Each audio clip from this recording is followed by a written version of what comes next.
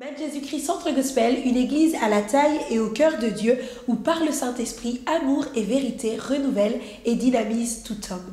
Peuple de Dieu, peuple des nations, bonjour à tous, bienvenue à ce dimanche célébration spéciale Pentecôte.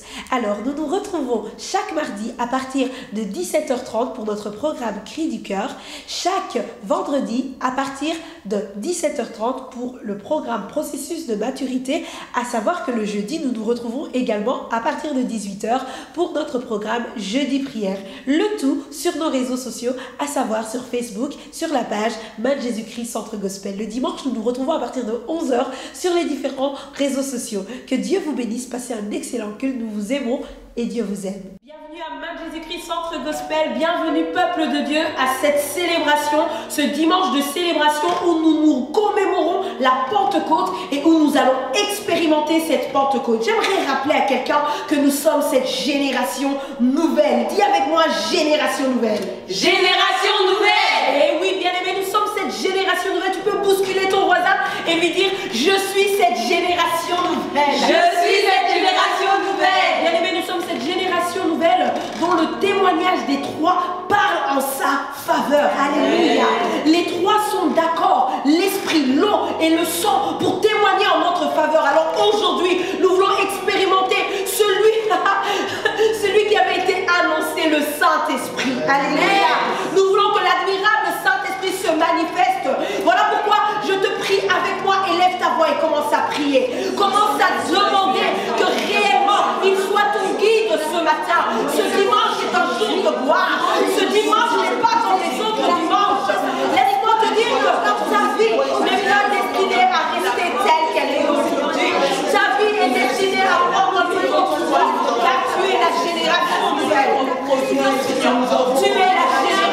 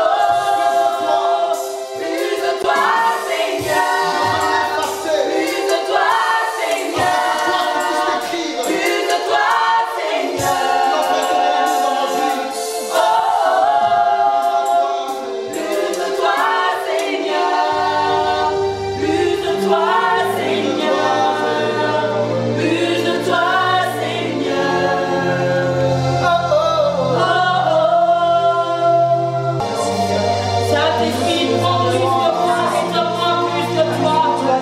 Saint-Esprit, prends tout de moi et donne-moi tout de toi. Saint-Esprit, prends plus de moi et donne-moi tout de toi. Le Saint-Esprit rendra la vie à vos corps mortels. Et si l'Esprit de celui qui a ressuscité Jésus d'entre les morts habite en vous, l'Esprit de celui qui a ressuscité Christ rendra la vie à vos corps mortels. Il peut le faire pour toi. Laisse-moi t'annoncer une très bonne nouvelle. Le Saint-Esprit est bien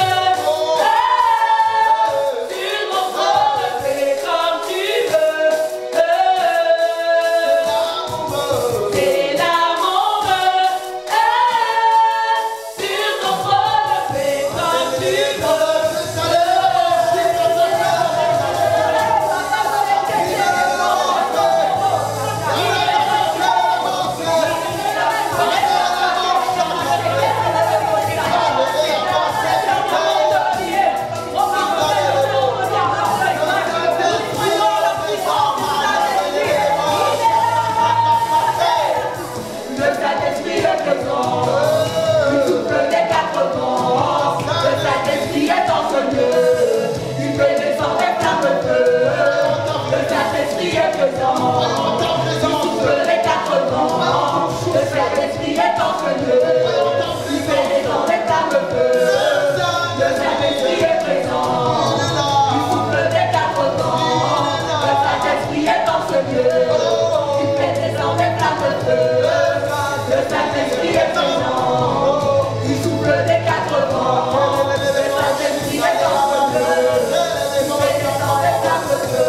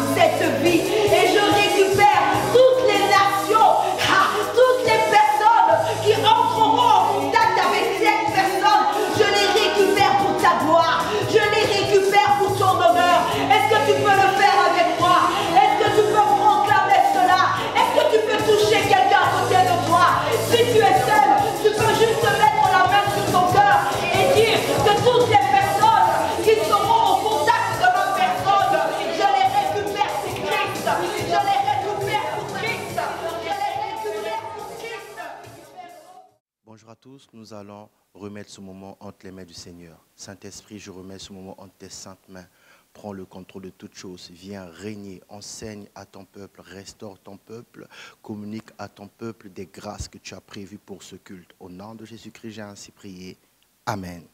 Bienvenue à ce culte spécial Pentecôte. Nous allons prendre nos Bibles dans le livre de Jean, au chapitre 14, et nous lirons le seul verset 16. Jean 14, 16, la Bible déclare, et c'est une parole du Seigneur Jésus, « Et moi je prierai le Père, et il vous donnera un autre consolateur, afin qu'il demeure éternellement avec vous. » Je répète, Jean 14, 16, la Bible déclare, « Et moi je prierai le Père, et il vous donnera un autre consolateur, afin qu'il demeure éternellement avec vous. » Bienvenue une fois de plus à ce culte spécial Pentecôte, culte célébration Pentecôte. Aujourd'hui, nous célébrons la Pentecôte et nous allons parler d'un sujet important. Nous allons essayer, par la grâce du Seigneur, de faire une étude sur un sujet important et nous avons foi qu'après cette étude, votre vie va changer complètement. Le titre de mon message de ce matin, c'est « De la promesse à l'accomplissement ».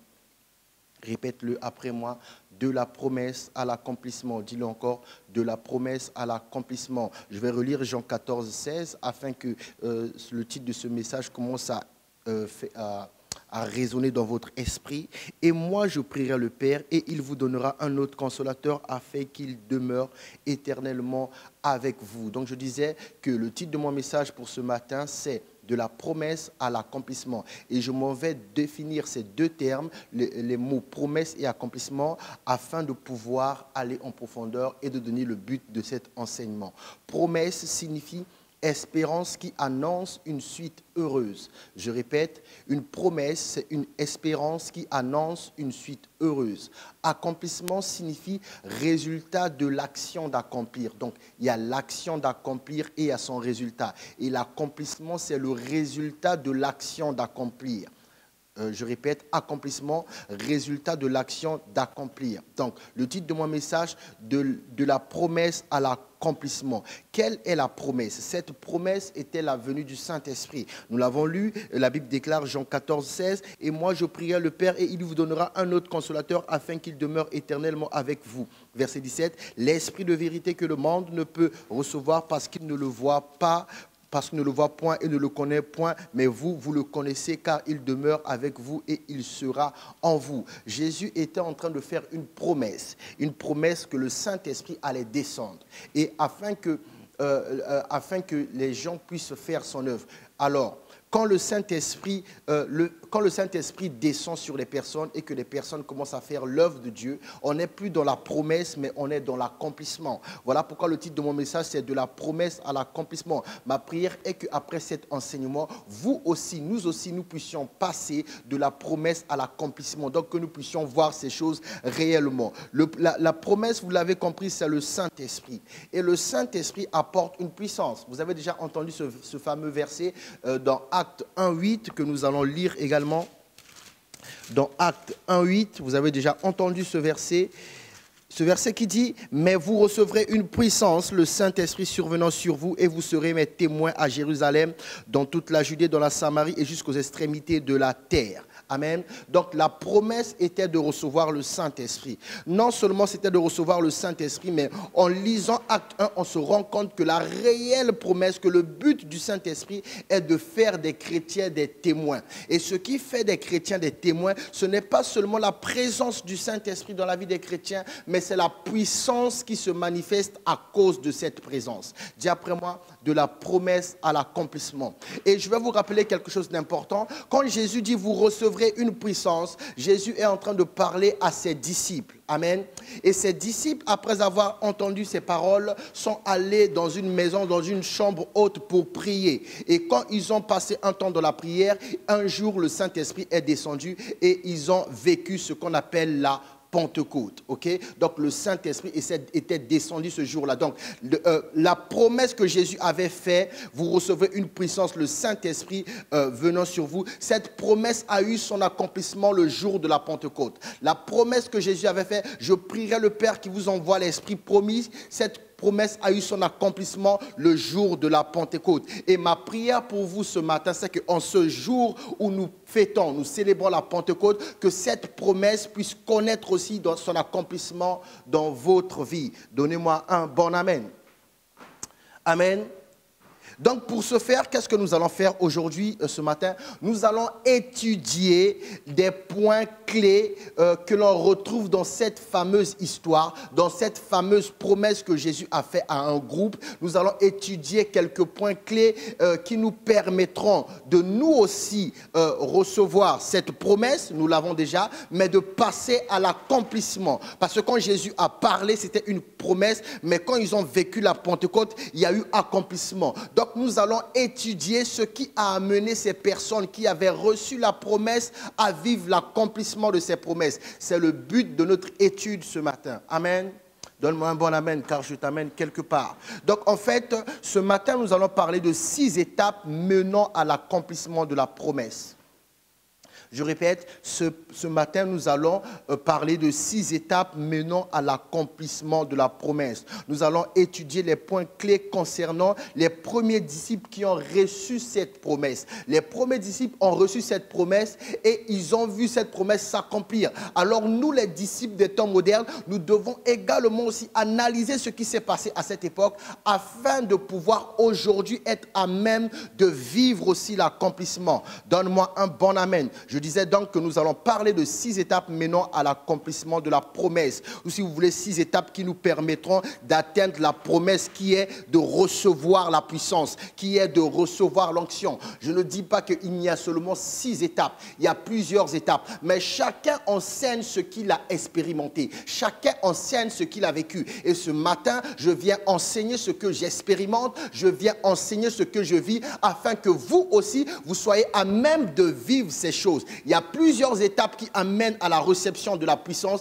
Dieu utilise les étapes comme il le veut, mais chacun, quand il a pu vivre une expérience, il est aussi mieux qualifié pour partager aux autres cette expérience afin que ces autres puissent également vivre cette même expérience. Donc, nous allons parler de 6 étapes. Et les 6 étapes que je suis en train de dire, ce n'est pas que partout dans le monde, il n'y a que 6 étapes, mais nous parlons des choses que nous avons expérimentées et ce matin, nous voulons les communiquer. Donne-moi un bon amen. Non, donne-moi un bon amen. Donc, première étape menant à l'accomplissement de la promesse. Première étape, suivre fidèlement le Seigneur Jésus pendant plusieurs années. Je répète, première étape, suivre fidèlement le Seigneur Jésus pendant plusieurs années. Quand je dis suivre fidèlement le Seigneur Jésus pendant plusieurs années, je veux dire par là que pendant un bon moment, pendant un long moment, la première étape, c'est suivre le Seigneur. La première étape qui amène à l'accomplissement de la promesse, c'est suivre le Seigneur pendant un bon moment. Et ce matin encore, j'ai pris le soin d'écrire quelques vérités que je vais vous communiquer. Mais avant de vous communiquer ces vérités, nous allons lire dans Actes 1, les versets 21 à 23. La Bible déclare: « Il faut donc que parmi ceux qui nous ont accompagnés tout le temps que le Seigneur Jésus a vécu avec nous, depuis le baptême de Jean jusqu'au jour où il a été enlevé du milieu de nous, il y en ait un qui nous soit associé comme témoin de sa résurrection. Ils en présentèrent 2 Joseph appelés Barsabas, surnommé Justus, et Matthias. » Amen. Donc, je répète la première étape, suivre fidèlement le Seigneur pendant plusieurs années. Amen. Voici une pensée que vous devez reconnaître. Voici une pensée que vous devez saisir plutôt. La chambre haute était constituée des personnes qui avaient suivi le Seigneur pendant plusieurs années. Dans la chambre haute, les personnes qui étaient dans cette chambre haute, c'était des personnes qui avaient suivi le Seigneur pendant plusieurs années. Voilà pourquoi là, dans les écrits, quand il a été question de remplacer Judas, le critère était de choisir une personne qui a suivi le Seigneur depuis le baptême jusqu'au jour de son enlèvement. La Bible est en train de nous apprendre quoi? En fait, quand Jésus a choisi les 12 apôtres, il avait choisi les 12 apôtres, il n'a pas choisi les 12 disciples. Il y avait quand même des disciples qui le suivaient. Et ce jour-là, Matthias fut désigné. Ça signifie aussi que le jour où Jésus a passé toute une nuit à prier et qu'il a sélectionné les 12, Matthias était là, mais Matthias n'avait pas été sélectionné, mais Matthias a continué à suivre le Seigneur. Et plus tard, quand Judas est mort, on a pu sélectionner Matthias à la place de Judas. Donc, première étape, suivre le Seigneur fidèlement pendant plusieurs années. Voilà pourquoi, lundi dimanche où on a parlé du témoignage des 3 jours, je vous ai dit, la formation des disciples par le Seigneur Jésus n'a pas commencé par les enseignements, mais a commencé le jour de son baptême. Vous avez entendu, on a lu, ils ont dit, il faut que celui qui nous a suivis depuis le baptême jusqu'à l'ascension du Seigneur, il faut que nous en choisissions une personne. Vous comprenez? Donc la première étape, nous commençons lentement mais sûrement, la première étape qui mène à l'accomplissement de la promesse, c'est-à-dire de la réception de la puissance de Dieu, de la réception de l'onction, c'est suivre fidèlement le Seigneur pendant plusieurs années. Pourquoi j'insiste sur ce point? Parce qu'il y a trop de personnes qui, à peine arrivées, veulent avoir la puissance. On ne te connaît pas, tu es arrivé 10 minutes après, tu veux être oint. Ta foi n'a même pas été éprouvée, ta fidélité n'a même pas été éprouvée. Et tu arrives seulement comme ça, tu veux être oint. Première étape, suivre fidèlement le Seigneur pendant plusieurs années. Donne-moi un bon amen. Non, donne-moi un bon amen. Deuxième étape, être disponible. Deuxième étape, être disponible. Et là, nous sommes dans Acte 1, le verset 3.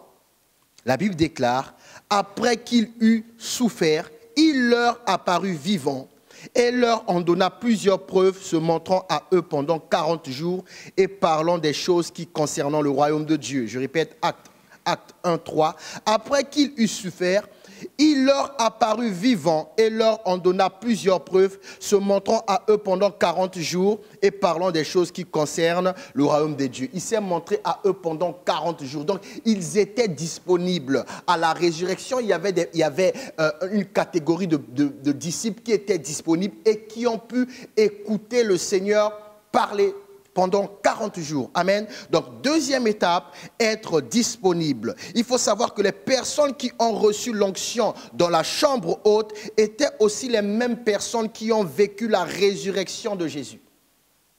Les mêmes personnes, il n'y a pas d'autres personnes. Ceux qui ont reçu l'onction dans la chambre haute, c'est également ceux qui ont vu le Seigneur Jésus ressuscité. C'est également ceux qui l'ont vu prêcher pendant 40 jours. Ce n'étaient pas d'autres personnes. Ceux qui ont reçu l'onction dans la chambre haute, j'insiste, c'était les mêmes disciples qui ont vu le Seigneur à sa résurrection et qui l'ont entendu prêcher pendant 40 jours. Donc, deuxième étape, il faut être disponible. Ce n'était pas quelqu'un d'autre qui est venu là. Ce sont ceux qui ont vécu sa résurrection. Amen.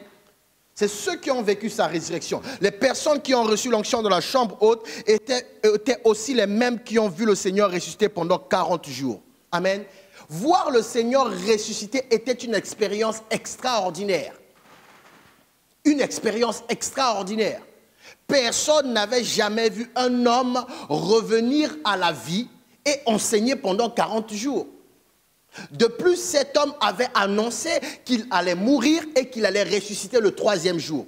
Personne n'avait jamais vu un homme annoncer sa mort et sa résurrection. Et personne n'avait jamais vu un homme qui est revenu à la vie enseigner pendant 40 jours. C'était une expérience extraordinaire. Et cette expérience avait pour but aussi de stimuler leur foi. Car là où vous voyez Dieu opérer à travers un homme, vous êtes aussi mieux qualifié pour pouvoir plus tard opérer comme cet homme. Car voir une personne opérer dans le surnaturel transforme votre conception, votre perception des choses. Ce que vous n'avez pas vu, vous ne pouvez pas le posséder. Voilà pourquoi quand vous accompagnez une personne que Dieu n'a pas oint, vous parlerez de l'onction et du Saint-Esprit en théorie. Mais la pratique sera zéro. Car la personne qui vous conduit n'opère pas dans le surnaturel. Donc il fallait que Jésus reste avec eux pendant longtemps, parlant des choses du royaume, afin que ces gens-là puissent avoir leur foi, leur conception, leur mental changé. Et ce sont ces personnes-là qui ont reçu l'onction dans la chambre haute. Ce n'est pas d'autres personnes. Il n'y a pas quelqu'un qui est venu par hasard dans la chambre haute et a reçu l'onction. Ce sont des personnes qui ont vu le Seigneur ressusciter et qui l'ont entendu parler. Donc, ils étaient disponibles. Jésus a dit à Marie, quand on est allé à son sépulcre, va dire à mes frères et à Pierre, je leur donne rendez-vous à tel endroit. Et ce rendez-vous avait eu lieu et Jésus a parlé pendant 40 jours. La Bible déclare même qu'il avait traversé un mur, il est rentré là où étaient les disciples, il a dit shalom, il les a salués. Donc, il faut être disponible, bien-aimé. Donne-moi un bon amen. Voir Dieu opérer à travers quelqu'un d'autre change notre vie spirituelle. Je répète, voir Dieu opérer à travers quelqu'un d'autre change notre vie spirituelle. Voilà pourquoi il est dangereux de fréquenter un homme de Dieu dépourvu d'onction. Vous allez commencer à créer des faux miracles, des fausses atmosphères, pour faire croire aux gens que le Saint-Esprit est là. Or, il n'est pas là. Je vais vous proposer la définition de disponible. Écoutez cette définition de disponible. Disponible, que l'on a à sa disposition. Amen. Voici notre définition disponible, que l'on peut utiliser. Vous comprenez? Ces gens étaient disponibles, donc le Saint-Esprit pouvait les utiliser. Voici une définition de ce qu'on entend d'une personne disponible. Une personne disponible est une personne qui dispose de temps libre. Une personne disponible est une personne qui dispose de temps libre, ok? Et quand elle veut recevoir l'onction, elle doit mettre ce temps libre à disposition du Saint-Esprit. Voilà pourquoi la deuxième étape, c'est être disponible. Et nous passons maintenant à la troisième étape. Et là, nous passons aux choses sérieuses. Dis à ton voisin, nous passons aux choses sérieuses. Là, c'est à partir de la troisième à la sixième étape, il faut vraiment suivre parce que là, c'est là où les gens ont du mal à vivre l'accomplissement de la promesse. Troisième étape, faire partie d'un groupe dans lequel Dieu nous a appelés. Troisième étape, menant à l'onction, faire partie d'un groupe dans lequel Dieu nous a appelés. Beaucoup lisent le verset Acte 1.8, beaucoup parlent de ça, mais ils ignorent ou ils n'ont pas les yeux ouverts pour voir que dans Acte 1.8, Jésus parlait à un groupe. Dans Acte 1.8, Jésus ne parlait pas à un individu. Jésus ne parlait pas à Pierre, Jésus ne parlait pas à Jean, Jésus ne parlait pas à Jacques. Jésus parlait à un groupe. Vous comprenez? Dans la chambre haute, il était d'abord question d'un groupe. La chambre haute est l'histoire d'un groupe. La Pentecôte est l'histoire d'un groupe, pas l'histoire d'un individu. Recevoir l'onction est l'histoire d'un groupe, pas l'histoire d'un individu. Vivre la promesse que Dieu a faite, c'est l'histoire d'un groupe, pas d'un individu. Amen. Donc, troisième étape, faire partie d'un groupe dans lequel Dieu nous a appelés. Et ça, nous lirons Acte 1.4. La Bible déclare, comme il se trouvait avec eux. C'est qui eux? C'est le groupe. Quel groupe? Que le groupe que Dieu a donné à Jésus. Donc, dans ce groupe est constitué des gens que Dieu a lui-même placés là. Acte 1.4. Comme il se trouvait avec eux, il leur recommanda de ne pas s'éloigner de Jérusalem, mais d'attendre ce que le Père avait promis, ce que je vous ai annoncé, leur dit-il. Troisième étape, faire partie d'un groupe dans lequel Dieu nous a appelés. Amen. Faire partie d'une église. Utilisons les bons termes. Oui, parce que l'Église est un groupe de serviteurs que Jésus a dit, vous recevrez une puissance. Un groupe de disciples que Jésus a dit, vous recevez une puissance. Quand ce groupe de disciples est allé en prière, le Saint-Esprit est descendu, on a changé le nom de ce groupe. Le nom de ce groupe est passé de groupe de disciples à Église. L'Église est une histoire d'un groupe. Amen. Non, donne-moi un bon amen. Faire partie d'une église est l'une des étapes, est l'une des plus grandes étapes menant à l'onction. Faire partie d'une église est l'une des plus grandes étapes menant à l'onction. Maintenant, quand je parle de l'onction, je parle de la puissance de Dieu. Je parle de la capacité de Dieu de faire tout ouvrage. Je ne parle pas de la capacité de prêcher, je ne parle pas de la capacité de faire des miracles, de guérir. Non, je parle de la capacité de faire toutes choses. Donc, peu importe le domaine où vous opérez, si vous opérez par puissance, ça signifie que vous opérez dans l'onction. Il y a l'onction pour chasser les démons, pour prêcher, pour réussir dans le business, pour réussir dans le mariage. Il y a l'onction de l'intelligence, de la sagesse, de la puissance, de la force, du conseil. Peu importe le domaine où vous êtes, vous avez besoin de l'onction. Et faire partie d'une église est l'une des plus grandes étapes qui mènent à l'onction. Donne-moi un bon amen. Non, donne-moi un bon amen. Vous comprenez? Pourquoi la troisième étape, c'est faire partie d'un groupe dans lequel Dieu nous a placés? Parce que pour rester dans un groupe, il faut beaucoup d'humilité. Pour rester au sein d'un groupe, il faut beaucoup d'humilité. Vous connaissez cette parole qui dit Dieu résiste aux orgueilleux et fait grâce aux humbles. Pour rester dans un groupe, il faut beaucoup d'humilité. Voilà pourquoi l'une des attaques les plus farouches du diable contre les chrétiens, le diable n'attaque pas la vie de prière, le diable n'attaque pas la vie de méditation, le diable attaque la communion fraternelle. L'un des fléaux qui frappe le plus l'église, ce ne sont pas des scandales sexuels, mais ce sont des gens qui quittent les églises, qui quittent des groupes, parce que pour rester dans un groupe, il faut beaucoup d'humilité.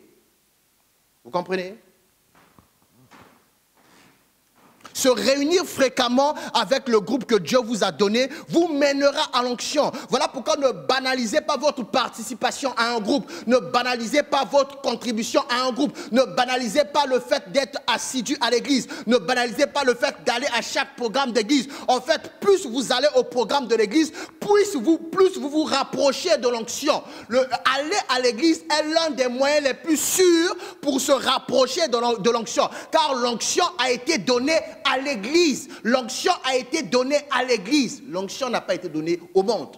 L'onction a été donnée à l'église. Et c'est l'église maintenant aujourd'hui qui transfère l'onction. C'est l'église maintenant aujourd'hui qui se sert de l'onction pour aller infiltrer les sphères et impacter. L'onction a été donnée à l'église. Troisième étape, faire partie d'un groupe dans lequel Dieu vous a placé. Parce que rester dans ce groupe, il faut beaucoup d'humilité. Nous allons raisonner en termes de groupe. Je vois déjà les questions qui commencent à fuser. Et si dans l'église, on s'est mal comporté, si l'église n'est pas dans la vérité, Seigneur, Pasteur, qu'est-ce que nous allons faire? J'y arrive. Mais ça, je dis, à partir de l'étape 3, nous parlons des choses sérieuses. Amen. Quatrième étape, suivre la sagesse et l'orientation du Seigneur. Donc, à partir de l'étape 3, sachez que nous raisonnons maintenant en termes de groupe. Parce que nous sommes en train d'étudier les secrets d'un groupe. C'est à un groupe que Jésus a dit, ne quittez pas Jérusalem. C'est à un groupe que Jésus a dit, vous recevrez une puissance. C'est un groupe qui est allé dans la chambre haute. C'est un groupe qui a reçu l'onction de la chambre haute. C'est un groupe qui a vécu la Pentecôte. C'est un groupe qui est sorti dehors et les gens ont vu ce groupe. Ils ont dit, mais ces gens-là sont ivres. Mais comment ils sont en train de parler notre langue à nous? C'est un groupe. C'est à un groupe que Jésus a accordé ces choses. Et il y a un secret, ce n'est pas par hasard. Voilà pourquoi je vous ai dit, à partir de la troisième étape, nous commençons à raisonner en termes de groupe. Donne-moi un bon amen. Non, donne-moi un bon amen. Donc, quatrième étape, suivre la sagesse et l'orientation du Seigneur. Et là, nous sommes toujours dans Acte 1:4. Comme il se trouvait avec eux, il leur recommanda de ne pas s'éloigner de Jérusalem, mais d'attendre ce que le Père avait promis, ce que je vous ai annoncé, leur dit-il. Pour devenir un, il faut suivre les directives de Jésus, car c'est son Église. Je répète, pour devenir un, il faut suivre les directives de Jésus, car c'est son Église. Amen. Pour vivre la Pentecôte, il fallait rester à Jérusalem. Je vous ai dit, quatrième étape, suivre la sagesse et l'orientation du Seigneur. Pour vivre la Pentecôte, il fallait rester à Jérusalem. Vous comprenez? Or, rester à Jérusalem est à la fois la sagesse de Dieu et une orientation, une recommandation. Pourquoi c'est la sagesse de Dieu? Nous allons faire un petit, bref récapitulatif de l'histoire de Jérusalem. Jérusalem est la ville que David avait choisie pour bâtir sa cité. Vous comprenez? Et quand David a regagné Jérusalem, David a fait revenir l'arche de l'alliance à Jérusalem. Et c'est à Jérusalem, dans Jérusalem, que David avait eu à cœur de bâtir un temple pour Dieu. Or, à l'époque, Dieu vivait dans une espèce de mal qu'on appelait arche de l'alliance. Et Dieu va dire à David, ce n'est pas toi qui va bâtir le temple, c'est ton fils Salomon. Et Salomon a bâti le temple à Jérusalem. Donc depuis l'ancien temps, depuis l'histoire de ce peuple, du peuple de Dieu, Jérusalem avait toujours été choisi comme le lieu où Dieu allait résider. Amen. Comme le lieu où Dieu allait résider. David, en ramenant l'arche de l'alliance à Jérusalem, il était en train d'annoncer ce que Dieu allait faire à la Pentecôte. Mais souvenez-vous que maintenant le Christ est allé à la croix. Quand Christ est allé à la croix, la Bible déclare que le voile du temple se déchira en deux du haut en bas. De quel temple il s'agit? Du temple qui était à Jérusalem. Et quand le voile s'est déchiré, les gens avaient maintenant accès au lieu très saint. Parce que dans le temple, il y avait 3 niveaux. Il y avait le parvis, le lieu saint et le lieu très saint. Quand à la croix, le voile s'est déchiré, les gens avaient maintenant accès au lieu très saint. Écoutez-moi bien. Vous allez voir la sagesse de Dieu. Les gens avaient maintenant accès au lieu très saint. Maintenant, si on remonte encore l'histoire avant David, nous arrivons à Jacob. Jacob, quand il a il a suivi le plan de sa mère et que ça a causé des problèmes, il a dû quitter la maison de son père. Et un jour, la Bible déclare, il dormait, il a vu une échelle qui atteignait le ciel et Dieu était de l'autre côté de l'échelle. Et il a vu les anges de Dieu monter et descendre. Il s'est réveillé, il a dit que ce lieu est redoutable, ce lieu est la porte des cieux. Ce lieu est la porte des cieux. Ce lieu est la maison de Dieu. Ce lieu est la porte des cieux. Donc ce lieu est un lieu où il y avait une porte qui permettait d'accéder au monde spirituel, d'accéder au ciel. Et il y avait aussi une porte qui permettait au ciel d'accéder sur la terre. Parce qu'une porte peut être une porte d'entrée et à la fois une porte de sortie. Donc Jacob va dire, ce lieu est la porte des cieux. Il dressa un monument et il appelait ce lieu Bethel. Bethel qui veut dire maison de Dieu. Or Bethel se situe à 10 kilomètres de Jérusalem. Donc Jésus en disant ne quittez pas Jérusalem, parce que Jésus en disant ne quittez pas Jérusalem savait qu'à 10 kilomètres de Jérusalem il y a la porte des cieux, la porte par laquelle le Saint-Esprit allait descendre pour entrer sur la terre. Quand le Saint-Esprit allait descendre pour entrer sur la terre, il n'allait pas se diriger vers quelconque ville, il allait se diriger vers Jérusalem, la ville de David. Il allait se diriger vers Jérusalem, là où il y avait le temple. Or, à Jérusalem, depuis que Jésus était mort et ressuscité, le voile s'était déchiré. Donc, le temple que les gens allaient chercher Dieu n'allait plus être ce temple-là où le Saint-Esprit allait partir. Parce que Jésus avait dit à la Samaritaine, l'heure vient où ce ne sera plus là-bas qu'on va adorer. Donc, le Saint-Esprit passant par Bethel, se rendant à Jérusalem, avait maintenant besoin d'un endroit où il allait atterrir, d'un lieu très saint, d'un nouveau lieu très saint. Et ce nouveau lieu très saint géographiquement, de façon spirituelle, était la chambre haute. Car quand Jésus est mort et ressuscité, je vous ai dit, il a généré une nouvelle race dans la mort. En fait, le Saint-Esprit est descendu par Bethel et le Saint-Esprit est allé à Jérusalem. Et il est allé à Jérusalem atterrir là où il y avait les apôtres. Pourquoi? Parce qu'à ce moment-là, les apôtres étaient devenus le corps du Christ. Et il n'y a pas de Christ sans présence du Saint-Esprit. Voilà pourquoi le Saint-Esprit est venu descendre sur les apôtres. Et les apôtres étaient en prière. En fait, leur prière a servi à bâtir une piste d'atterrissage pour le Saint-Esprit. Et ça, c'est la sagesse de Dieu. Donc, il ne pouvait pas aller ailleurs. C'est à David qu'on a dit, la royauté ne passera point.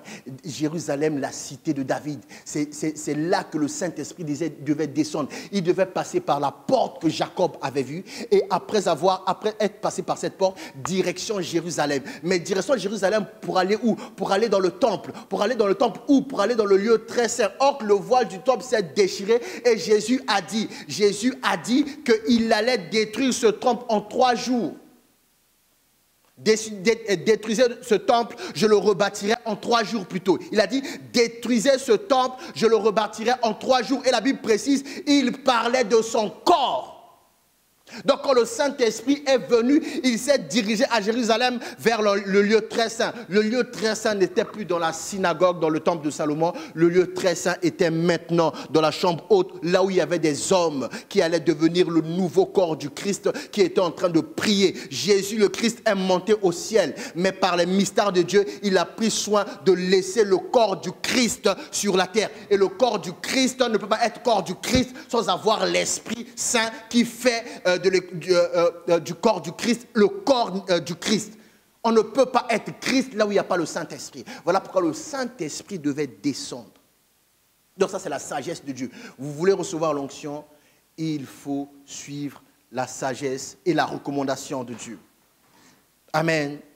Je lis le verset 1,4, acte 1,4. Comme il se trouvait avec eux, il leur recommanda de ne pas s'éloigner de Jérusalem, mais d'attendre ce que le Père avait promis, ce que je vous ai annoncé, leur dit-il. Donc là, il y a la sagesse parce que le Saint-Esprit allait descendre là, et la recommandation. Le Saint-Esprit ne pouvait pas aller descendre ailleurs. C'est cette ville qui avait été choisie, et il y avait une porte à 10 km. Bethel était à 10 km de Jérusalem. À 10 km, il y avait la fameuse porte que Jacob avait avait découvert. Donc le Saint-Esprit est passé par là pour descendre sur la terre. Et quand il est allé à Jérusalem, l'ancien temple, Jésus l'avait dit, je vais le détruire et je le rebâtirai. Donc il est allé se poser là où on lui avait créé, on lui avait créé un aéroport, on lui avait créé un lieu très saint par la prière. Il est descendu sur eux parce que Jésus, en déchirant le voile, a permis à tout le monde d'entrer dans le lieu très saint. Et ils sont devenus le corps du Christ.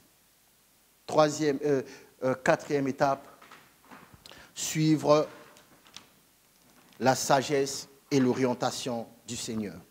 Amen. Cinquième étape, s'attendre à Dieu. Et pour cette étape, je ne vais pas apporter de définition, mais je vais vous apporter une parole qui va vous expliquer clairement c'est quoi s'attendre à Dieu. Parce qu'on entend beaucoup cette expression, s'attendre à Dieu, s'attendre à Dieu. C'est la cinquième étape qui mène à l'accomplissement de la promesse. C'est la cinquième étape qui mène à la réception de l'onction. Alors c'est quoi s'attendre à Dieu? Je ne vais pas vous proposer une définition de mot s'attendre, mais je vais vous proposer une parole. Amen. C'est une étape très importante, car peu s'attendre à Dieu. Voilà pourquoi je vais vous proposer une parole plutôt que de vous proposer une définition. Nous allons dans le livre de Ésaïe, Ésaïe 40. Ésaïe 40 est en train d'expliquer de façon claire ce que Dieu entend par son temps, s'attendre à lui. Ésaïe 40, le verset 31. Ésaïe 40, le verset 31, la Bible déclare « Mais ceux qui se confient en l'Éternel renouvellent leur force. Ils prennent le vol comme des aigles, ils courent et ne se lassent point, ils marchent et ne se fatiguent point. » Je répète, Ésaïe 40, 31. « Mais ceux qui se confient en l'Éternel renouvellent leur force. Ils prennent le vol comme les aigles. Il court et ne se lasse point, il marche et ne se fatigue point. » Avez-vous remarqué comment commence ce verset? Mais ceux qui se confient, on n'a pas dit celui, mais ceux, il est encore question d'un groupe, mais ceux qui se confient en l'Éternel. S'attendre à Dieu, c'est se confier en l'Éternel. Et la Bible déclare, la Bible déclare, ils renouvellent leur force, ils prennent le vol comme les aigles, ils courent et ne se lassent point, ils marchent et ne se fatiguent point. S'attendre à Dieu, c'est se confier en l'Éternel. Il y a beaucoup qui ne s'attendent pas à Dieu, il y a beaucoup qui ne se confient pas en l'Éternel, mais qui aimeraient recevoir la puissance, qui aimeraient recevoir l'onction. Non, il faut s'attendre à Dieu, il faut se confier en l'Éternel. La Bible déclare que ceux-là, on parle toujours d'un groupe, ils renouvellent leur force, ils prennent le vol comme les aigles, ils courent et ne se fatiguent point, ils marchent et ne se lassent point. C'est ceux-là qui se confient à l'Éternel. Cinquième étape, se confier à l'Éternel. Donne-moi un bon amen, car après nous allons prier. Amen. Cinquième étape, se confier à l'Éternel. Mais ceux qui se confient en l'Éternel renouvellent leur force. Ils prennent le vol comme des aigles. Ils courent et ne se lassent point. Ils marchent et ne se fatiguent point. Sixième étape. Je vous ai dit à partir de l'étape 3, nous parlons, nous raisonnons en termes de groupe. Sixième étape, l'amour et l'unité. L'amour et l'unité, nous lisons Acte 2:1, la Bible déclare, le jour de la Pentecôte, ils étaient tous ensemble dans le même lieu. Le jour de la Pentecôte, ils étaient tous ensemble dans le même lieu. J'ai fait exprès de mettre cette dernière étape, la sixième étape en dernier parce que c'est la plus importante. Après avoir parlé de cette étape, je vous ai dit, nous enseignons les choses que nous avons expérimentées car un homme ne donne que ce qu'il a. Il y a d'autres étapes menant vers l'onction, mais nous allons parler de ceux qui nous ont menés vers l'onction afin que ce soit également votre partage. Sixième et dernière étape, l'amour et l'unité. Et j'ai fait exprès de mettre ça à la fin. Écoutez bien ces choses, écoutez bien ces vérités, ouvrez bien vos oreilles. Amen. Vous voulez l'onction, éloignez-vous des conflits. Je répète, vous voulez l'onction, éloignez-vous des conflits. Éloignez-vous de la confusion. Éloignez-vous de l'amertume. Éloignez-vous du mensonge. Éloignez-vous de la méchanceté. Je répète encore, vous voulez l'onction, éloignez-vous des conflits, éloignez-vous de la confusion, éloignez-vous de l'amertume, éloignez-vous du mensonge, éloignez-vous de la méchanceté. Le groupe auquel vous appartenez doit avoir une seule pensée et un seul cœur. Je répète, le groupe auquel vous appartenez doit avoir une seule pensée et un seul cœur. Voilà pourquoi Acte 2:1 dit... Le jour de la Pentecôte, ils étaient tous ensemble dans le même lieu. Amen. Dieu ne oint pas une foule qui se querelle. Dieu ne oint pas une foule où il y a le mensonge. Dieu ne oint pas une foule où il y a la confusion. Je le répète, Dieu ne oint pas une foule qui se querelle. Dieu ne oint pas une foule où il y a le mensonge. Dieu ne oint pas une foule où il y a la confusion. L'onction est attirée par les lieux où l'unité se trouve. Je répète encore, l'onction est attirée par les lieux où l'unité se trouve. Donc, 6e étape, l'amour et l'unité. Ce groupe à qui Jésus a dit, vous recevrez une puissance, était un, avait un seul cœur. L'amour et l'unité. Le Saint-Esprit, l'onction est attirée là où il y a l'unité. Voilà pourquoi la Bible dit là où deux ou trois s'accordent. Quand deux personnes s'accordent sur la terre et ils demandent, le ciel exauce. Pourquoi? Ces deux personnes qui s'accordent forment un seul cœur et ont une seule pensée. Vous comprenez ces choses? L'amour et l'unité. Voilà pourquoi, quelquefois, quand Dieu veut oindre quelqu'un, quand Dieu veut oindre une personne, quelquefois, que fait Dieu? Dieu prend cette personne, l'enlève d'un groupe, délocalise cette personne et l'amène dans un nouveau groupe. C'est ce que Dieu a fait avec moi. Vous comprenez? Je répète, voilà quelquefois, vous remarquerez souvent ça se répète. La personne était avec vous et la personne n'est plus avec vous. La personne est partie quelque part. Et quand la personne revient, elle n'est plus avec vous. Mais elle commence aussi à opérer différemment. Pourquoi? Dieu l'a enlevée dans le groupe où il y avait querelle, confusion, méchanceté, mensonge. L'a amenée dans un groupe où il y a un seul cœur, une seule pensée et Dieu l'a oint.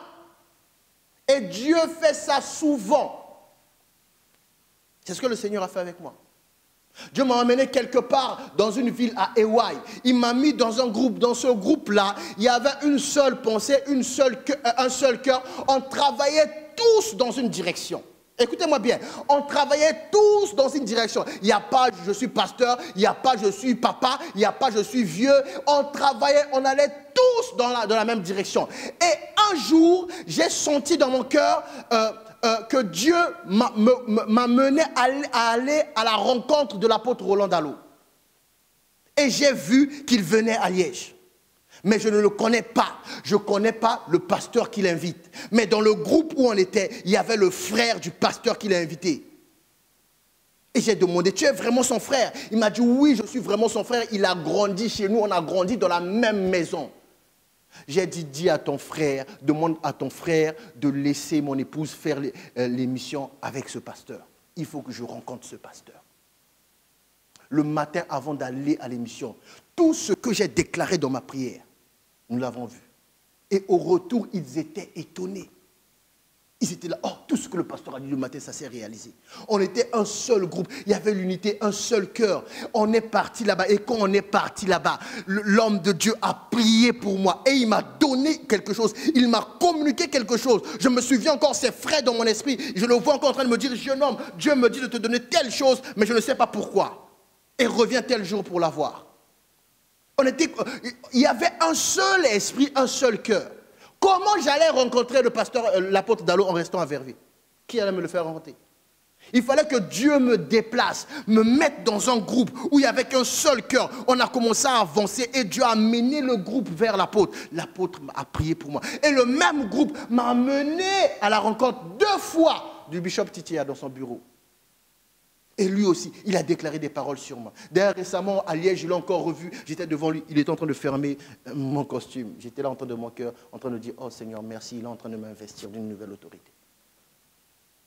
Il faut appartenir à un groupe où il y a l'unité. Et quand j'ai reçu ces choses, après Dieu m'a dit, descends, va parler à mon peuple. Je suis venu parler au peuple, au Dieu. Après j'ai dit, mais Seigneur, je n'ai pas de père. Comment je vais faire pour faire ton œuvre sans père? Et Dieu m'a dit, moi-même, j'enverrai les gens. Avant que je rencontre le prophète Domingos, qui est mon père spirituel, je l'ai vu en songe. Venant me parler. J'ai dit, mais pourquoi il me parle comme ça? Avec mon père qui a le droit de me parler. Oui, moi, il y a des façons, quand tu me parles, peu importe ton âge, je vais te remettre à ta place. Parce qu'il y a des choses, j'estime qu'il n'y a que mon père biologique qui peut me parler comme ça. Et lui, il m'a parlé comme mon père biologique dans mon rêve. Je me suis dit, oh, je me suis réveillé. Je me suis dit, c'est bizarre ça. Vous comprenez? Ça, c'est les étapes que moi j'ai eu à vivre. Suivre Dieu pendant plusieurs années. Être disponible. Vous comprenez? Suivre Dieu pendant plusieurs années, être disponible, bien-aimé, être disponible, suivre Dieu pendant plusieurs années, être disponible, faire partie d'un groupe dans lequel Dieu vous a placé, suivre la sagesse et l'orientation de Dieu, s'attendre à Dieu et être dans un groupe où il y a l'amour et l'unité. Et quand ces conditions étaient réunies, un jour, je suis allé faire un songe.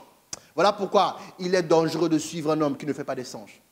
À l'image de Jacob. Savez-vous que Jacob, c'est dans un songe qu'il a eu la révélation de comment faire pour que les brebis soient tachetées. Un jour, j'ai fait un songe. Un grand homme de Dieu qui est en Afrique est venu me parler dans mon rêve. Il me parlait, mais je n'entendais pas. Il n'y avait pas de son. Je lui faisais signe, je ne comprends rien à ce que vous dites. Et il s'est levé, il est parti. Et moi aussi, je me suis réveillé, c'était le matin. Je suis allé chercher une de ses prédications. Et ce jour-là, j'ai reçu un autre secret, j'ai reçu une autre onction. Mais ça, je ne vais pas dire, hein, ça c'est personnel, cherche Dieu. Ou suis-moi pendant longtemps. Vous comprenez? Et jusqu'aujourd'hui, je perds sous cette onction. Dieu ne oint pas un groupe dans lequel il y a le mensonge. Ce n'est pas l'histoire, c'est mon père, c'est ma mère, c'est mon mari, c'est ma soeur, c'est mon frère. Si tu restes là où il y a le mensonge, tu mèneras une vie insignifiante, sans impact, sans influence. Demandez à mes filles qui ont commencé à me suivre avant que je quitte Verviers. Demandez-les de faire la comparaison entre le pasteur qui était là avant de quitter Verviers et le pasteur qui est revenu à Verviers. Demandez à mes filles, est-ce que c'est la même personne? Elles vous diront toutes non. Depuis que lui, là, il est revenu là, il y a quelque chose de différent. L'onction. Et c'est de ça que vous avez besoin. Vous comprenez, bien aimé? On va lire 2 versets concernant cette 6e étape avant de rentrer dans la prière, afin que vous puissiez comprendre certaines choses. Parce qu'il y a des choses où vous les regardez de façon anodine. Nous sommes dans 2 Chroniques plutôt. 2 Chroniques, le chapitre 5. 2 Chroniques, le chapitre 5, les versets 13 et 14. 2 Chroniques 5, 13 et 14. OK? Nous sommes dans la 6e étape, l'amour et l'unité. Et lorsque ceux qui sonnaient des trompettes et ceux qui chantaient, s'unissant, vous avez entendu? S'unissant d'un même accord, vous avez entendu? L'amour et l'unité. S'unissant d'un même accord pour célébrer et pour louer l'Éternel, firent retentir les trompettes, les cymbales et les autres instruments et célébrèrent l'Éternel par ses paroles. Car il est bon, car sa miséricorde dure à toujours. En ce moment, la maison de l'Éternel fut remplie d'une nuée. Les sacrificateurs ne purent pas y rester pour faire le service à cause de la nuée, car la gloire de l'Éternel remplissait la maison de Dieu. C'est ce qui s'est passé à la Pentecôte. C'est ce qui s'est passé à la Pentecôte. Il y avait de l'amour entre eux, il y avait l'unité, il y avait la vérité. Il n'y avait aucune duplicité, il n'y avait aucun mensonge, il n'y avait pas le vice. Et ils ont prié. Le Saint-Esprit, quand il est descendu sur la terre, il est allé à Jérusalem, il est direct allé là où ils étaient. Il est descendu. Là, ça explique aussi la Pentecôte. Ça explique aussi la réception de l'onction. Écoutez, on va lire un deuxième verset que vous prenez pour de la poésie. Or, c'est un secret fort. Psaume 133, nous allons lire David, lui qui a reçu l'onction aussi. Psaume 133, les versets 1 à 2. Généralement, on lit ça, on pense que c'est de la poésie. Or, ça cache un secret fort pour la réception de l'onction. Psaume 133, le verset 1 à 2. Psaume 133, le verset 1 à 2. Écoutez ce que dit David. Cantique des degrés de David. Voici, oh, qu'il est agréable, qu'il est doux pour des frères de demeurer ensemble. Qu'il est agréable, qu'il est doux pour des frères de demeurer ensemble. On ne parle pas des gens qui ont un lien de sang. On parle des gens qui ont une même pensée, qui ont un même cœur, qui ont un même esprit. Voici, oh, qu'il est agréable, qu'il est doux pour des frères de demeurer ensemble. J'insiste, on ne parle pas des frères de sang. On parle des frères qui ont un même cœur, une même pensée, un même esprit. Car vous pouvez être des frères de sang, mais ton frère c'est un sorcier. Amen. C'est comme l'huile précieuse. Vous avez entendu? L'huile précieuse, c'est quoi? C'est l'onction. C'est comme l'huile précieuse qui, répandue sur la tête, descend sur la barbe. Vous voyez, qui répandue sur la tête, descend sur la barbe. On parle d'un groupe. Sur la tête, descend sur la barbe. On parle d'un groupe. Vous comprenez? Ne négligez pas le fait d'appartenir à un groupe. Un véritable groupe, hein, où il y a l'amour et l'unité. Je reprends la lecture. Cantique des degrés de David. Voici, oh, qu'il est agréable, qu'il est doux pour des frères de demeurer ensemble. C'est comme l'huile précieuse qui, répandue sur la tête, descend sur la barbe d'Aaron qui descend sur le bord de ses vêtements. C'est comme la rosée de l'Hermon qui descend sur les montagnes de Sion. Car c'est là que l'Éternel envoie sa bénédiction.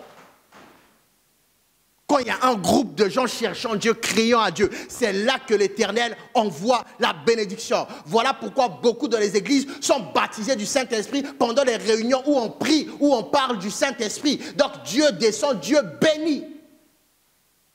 Vous voulez vivre l'accomplissement. Depuis combien de temps suivez-vous le Seigneur? Je ne parle pas que tu as suivi une période, tu t'es arrêté. Après tu commences à... Non, suivre fidèlement, j'ai dit, le Seigneur. Vous voulez l'onction, êtes-vous disponible? Vous voulez l'onction, êtes-vous resté dans le groupe que Dieu a prévu pour vous? Quelqu'un va dire, mais si le groupe n'est pas bien, Dieu va t'emmener quelque part. Si le groupe n'est pas bien, si le groupe n'est pas disposé à ce que tu reçoives l'onction, la grâce de Dieu, Dieu va te faire quitter ce groupe parce que Dieu a un plan. Ce que je suis en train de dire, c'est ce qui m'est arrivé. Dieu m'a amené là-bas et avec un seul cœur, tout le monde travaillait. Et ce travail-là a fait que j'aille rencontrer un homme qui m'a donné quelque chose de précieux. Je ne pouvais pas rencontrer cet homme en restant à Vervet. Qui allait me le présenter? Qui allait m'amener par 2 fois dans le bureau du bishop Titea? Qui allait le faire? 2 fois de 20h à minuit, il m'a conseillé. Qui allait le faire? Qui allait le faire? Si je n'avais pas reçu l'onction, je n'aurais pas pu voir en esprit le prophète Domingos me parler. Vous comprenez? Suivre l'orientation et la sagesse de Dieu. Quand Dieu m'a dit pars, je suis parti. Quand Dieu m'a dit ne reviens plus, je ne suis plus revenu. Ça, c'est la sagesse et l'orientation de Dieu. Vous comprenez? Et quand je suis parti, je m'attendais à Dieu. J'ai passé 11 mois à prier, m'attendant à Dieu, me confiant à Dieu. Il est descendu. Il a renouvelé mes forces. J'ai pris le vol comme un aigle. Voilà pourquoi, peu importe les projets que les gens font, ça ne peut pas me stopper. Je cours, je ne me lasse pas, je marche, je ne me fatigue pas. L'amour et l'unité. Voilà pourquoi quand j'ai pris le soin de constituer un groupe, j'ai pris le soin de d'abord mettre les bases de l'amour et l'unité. Car je sais que si l'amour et l'unité règnent dans le groupe que Dieu m'a donné, dans le troupeau que Dieu m'a donné, l'onction descendra sur ce troupeau.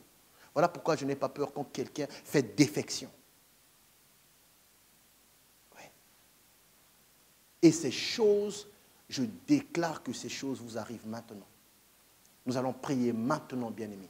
Vous connaissez comment ces choses marchent maintenant. Vous savez comment je suis arrivé à là où je suis. Vous qui avez voulu savoir, mais comment il était comme ça, comment maintenant il fait ça. Voilà les étapes que j'ai dû parcourir. J'ai dû suivre le Seigneur. J'ai dû être disponible. J'ai dû appartenir à un groupe. J'ai dû suivre sa sagesse et sa recommandation. J'ai dû m'attendre à lui. J'ai dû créer autour de moi, vivre dans un environnement où il n'y a pas de duplicité, il n'y a pas de mensonge, il n'y a pas de querelle, il n'y a pas de vice, il n'y a pas de manipulation. Il n'y a que l'amour et l'unité, un seul cœur, un seul esprit où on peut se dire les choses en face. Et quand tout était réuni, Dieu a pris le groupe à déplacer vers un homme de Dieu. Il a été le premier à prier pour moi et à me dire, jeune homme, lance-toi. Dieu me dit de te dire de commencer une œuvre. Et le même groupe s'est déplacé chez le bishop Titea. Il me dit, jeune homme, quand tu es rentré ici, Dieu m'a dit de te donner 3 conseils pour commencer une œuvre. Et puis quand Dieu m'a pris encore, m'a ramené, quand j'ai constitué un autre groupe, Dieu m'a amené vers le prophète. Vous comprenez? Et aujourd'hui, quand je parle au prophète, une bénédiction extraordinaire. On ne parle que d'énigmes et de paraboles bibliques. Et quand je résous l'énigme et la parabole, un manteau descend sur moi. Je prie que ces choses vous arrivent. Maintenant, nous allons prier, bien-aimés. Toi qui as entendu ces choses, je prie maintenant que tu vives l'expérimentation de ces choses. Que ces choses deviennent ton partage. Que Dieu maintenant, alors que tu as entendu cet enseignement, qu'il t'amène à vivre l'accomplissement de cette promesse. Car l'apôtre Pierre l'a dit, la promesse est pour vous et pour vos enfants et pour ceux qui viendront après. Et ceux qui sont venus après aujourd'hui, c'est vous. Vous qui êtes maintenant chez vous, levez vos mains maintenant, je vais prier. Que la grâce qui m'a été impartie, que le parcours qui a été le mien, que que je vous ai partagé aujourd'hui, que vous puissiez maintenant bénéficier des grâces de ce parcours. Je prie pour ceux qui sont autour de moi. Je prie pour ceux qui servent Dieu avec moi. Je prie pour ceux qui s'unissent avec moi. Je déclare et je décrète, alors que vous appartenez à un groupe que Dieu a donné, alors que vous êtes fidèles à ce groupe, alors que vous contribuez à ce groupe, je déclare et je décrète que la grâce qui est sur ma vie, la Bible dit c'est comme l'huile qui descend, qui part de la terre, qui descend jusqu'à la barbe. Je déclare que alors que cette huile m'a d'abord touché moi en premier, que cette huile touche tous les enfants qui travaillent avec moi, que cette huile touche tout le peuple qui se réunit avec moi au nom puissant de Jésus-Christ. Là où vous êtes maintenant, recevez l'huile, recevez la capacité, recevez la puissance pour marquer cette époque. Je déclare et je décrète que maintenant, tout ce qui était mien, je vous l'accorde. Que Dieu prenne la grâce qui est sur ma vie et dépose sur vous. La Bible déclare, Dieu prit de l'esprit qui était sur Moïse et l'a répandu sur les anciens. Je déclare que c'est ton passage. Je déclare que c'est ton partage.